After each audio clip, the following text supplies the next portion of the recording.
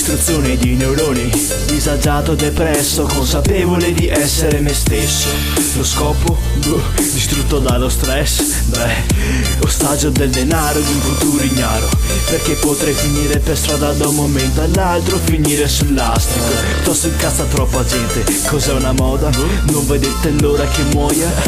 La vedi fuori, c'è la coda per il boia e poi uccidimi vai, così parlerò con Dio, gli chiedo cosa ho fatto di bene in vita mia. Allora era quella la mia sorte, dai parla, vuoi mandarmi all'inferno? Fai pure, perché mi dispiace tanto, ma non ho saputo fare di meglio.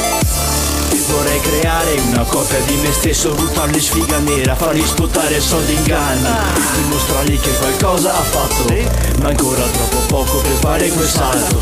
Portarlo al governo e mostrargli questo orrore pieno di malattie, dal cranio gli escono le termiti. Manca poco che abbia plutonio nel sangue, non potrà mai diventare grande. I resti non li vedo, sono un granello di terriccio in questo mondo fittizio. Tra 50 anni il mio corpo sarà poltiglia. Se siamo nati umani un motivo c'è, sì, di essere più avanzati di questo mondo d'acqua salata, di terra putrefatta, ma non sappiamo governarci. Lassù, modestamente vorrei saperne di più.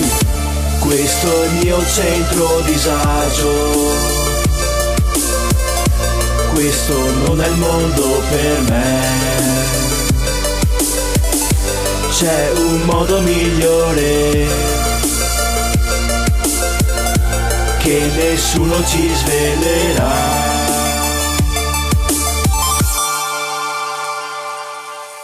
Prego, siediti qui davanti a me, vorrei spiegarti che sono intrappolato in questa cella con dentro dei soldati che mi puntano i fucili addosso e mi gridano fai questo, fai quest'altro.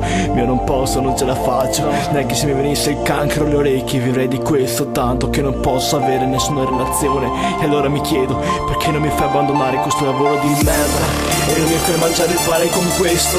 Perché ti sbagli? Non voglio una vita d'artista, essere un personaggio televisivo, non riuscirei a sostenere tutta questa ipocrisia. Voglio solo portarti l'adrenalina alle stelle di mano mia completamente, professarti le mie idee, le mie storie, vedere scorrere le emozioni fino alla corteccia cerebrale. E se questo non accade è perché voi non me lo permettete. Pecconi infami che seguono la massa, non c'è lavoro ma state meglio a casa, no?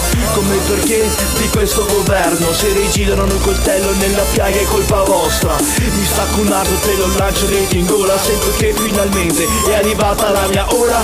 Preso 2 chili in meno perché mi sono strappato gli occhi di fronte a questo popolo di sordi. Ho perso ragazzo, ho perso tempo, ho perso la vita di fronte a sta merda. E cosa ho ottenuto non lo so. Ti regalo il mio cuore ma non il cranio qui dentro. Ho qualcosa che tu non avrai mai. Di quando me ne voglio andare vorrei morire in questo dannato bunker in questo momento.